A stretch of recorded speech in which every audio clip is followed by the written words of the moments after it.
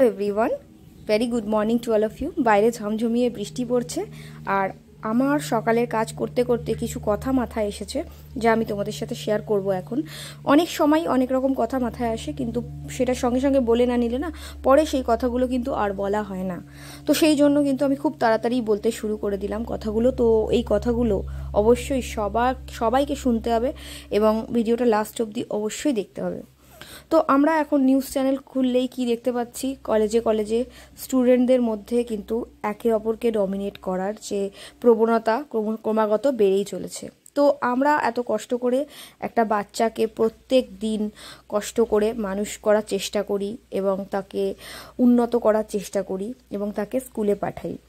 স্কুলের পরে তারা কলেজ যায়, কলেজের পরে আরও হায়ার স্টাডিজ করে, তাই তো।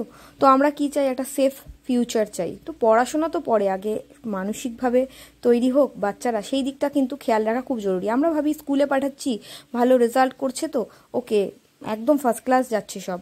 বড়জোর আমরা শারীরিক ফিটনেসটা নিয়ে ভাবি যে হ্যাঁ বাচ্চা এত হেলদি হয়ে যাচ্ছে, ওর ব্যায়াম করা প্রয়োজন। কিন্তু মানসিক ব্যাপারটা নিয়ে কি আমরা সবাই এখনো পর্যন্ত ভাবি যে বাচ্চার মানসিক মেন্টাল গ্রুমিংটা ঠিকঠাক হচ্ছে? তো অ্যাকচুয়ালি জানো তো, মেইন ব্যাপার হচ্ছে যতই এডুকেশনালি অনেক হায়ার স্টাডিজ করে মানুষ অনেক উঁচুতে পৌঁছাক না কেন, মেন্টাল গ্রুমিং যদি ঠিকঠাক না হয় কখনোই তার গুড লাইফস্টাইল হয় না। ইট ইজ ইম্পসিবল, হবেই না।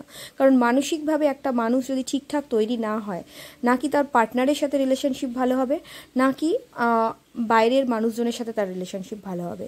কারণ এই মানসিকভাবে সুস্থ হওয়াটা বিশেষভাবে প্রয়োজন। বাট আমরা কিন্তু বেশিরভাগ ক্ষেত্রেই শুধুমাত্র এডুকেশনাল দিকটা দেখি, কি করে বেশি টাকা রোজগার করবে, কি করে একটা ভালো বিজনেস করবে বা ভালো জব করবে, ভালো জায়গায় যাবে। আমরা এই কারণেই এত কম্পিটিশনে যুক্ত হয়ে যাই।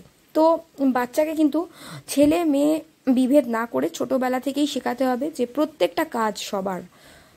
ঠিক আছে, আমরা কি করি পরিবারের মধ্যে যেটা হয়, বেশিরভাগ পরিবারে যেটা হয়, একজন ডমিনেট করে আরেকজন ডমিনেটেড হয়। তো কিছু মানুষ চুপচাপ সহ্য করে সংসারের শান্তির কথা ভেবে, আর অন্যায়কে যখন চুপচাপ সংসারের শান্তির কথা ভেবে সহ্য করা হয়, তখনই কিন্তু সে সামাজিকভাবে বিপর্যয় ডেকে আনে। কিভাবে, আমি সেটাই তোমাদেরকে এই পুরো ভিডিওটার মাধ্যমে বলার চেষ্টা করব। তো আমাদের কিন্তু একটা বাচ্চাকে যখন আমরা পৃথিবীতে আনি, তো তাকে মানুষ তৈরি করার জন্য প্রত্যেকটা মোমেন্ট আমাদের কাজ করতে হয়। বাচ্চা কিন্তু সহজে কিছুই শিখতে চায় না বা সহজে কিছুই করতে চায় না, তার পিছনে না লেগে থাকতে হয়, কন্টিনিউয়াসলি লেগে থাকতে হয়।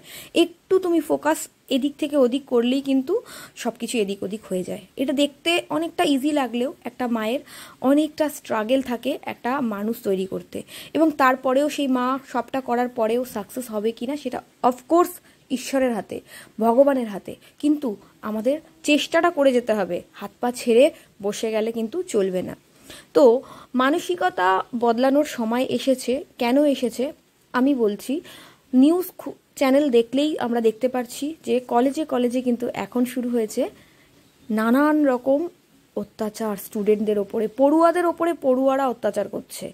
তাহলে আমাদের এখন একটা করে সন্তান, আমরা এত কষ্ট করে তাদেরকে তৈরি করছি, তাদেরকে স্কুল বা কলেজে পাঠিয়ে অন্য সন্তান মানে অন্য অনেক বাড়ি থেকে মানুষ বাচ্চা পাঠাচ্ছে।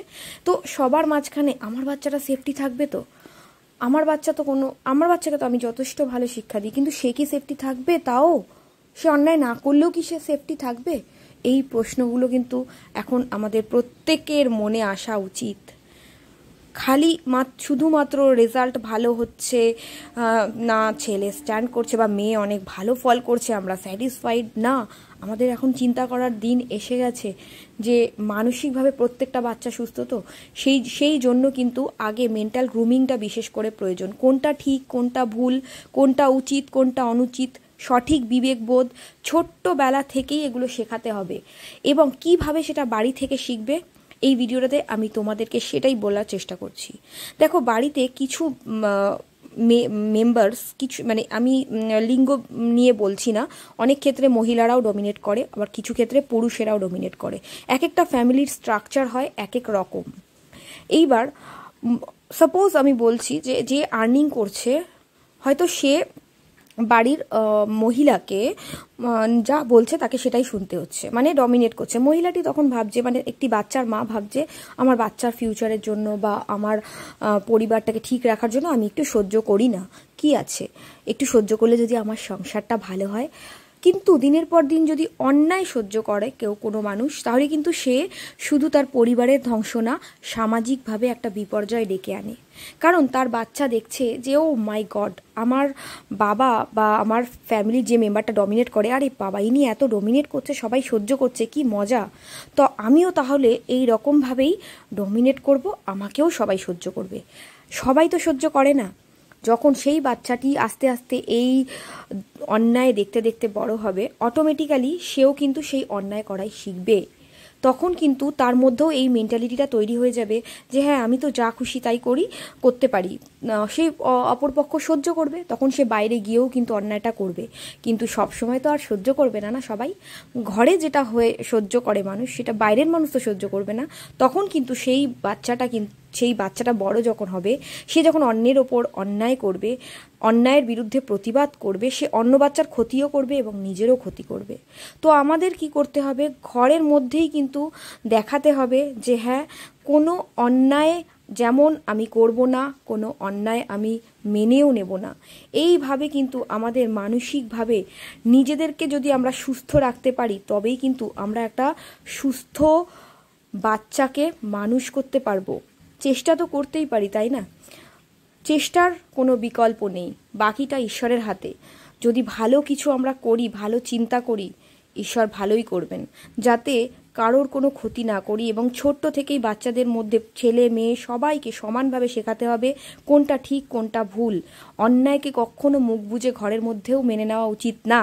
অন্যায়কে যদি তুমি ঘরের মধ্যে মুখ বুজে মেনে নাও, ভবিষ্যতে কিন্তু সেই অন্যায়টাই তোমার বাচ্চা বাইরে গিয়ে করবে, আর অন্য অনেক ভালো বাচ্চা বা অন্য অনেক ভালো স্টুডেন্টকে তারা শেষ করে দেবে, ধ্বংস করে দেবে। আর তার সাথে নিজের জীবনটাও কিন্তু ধ্বংসের দিকেই তারা নিয়ে যাবে। আর এই ধ্বংসগুলো আটকানোর জন্য কিন্তু আমাদের বাবা মায়েদের অনেক বেশি কেয়ারফুল হতে হবে। দেখা হবে পরের ভিডিওতে।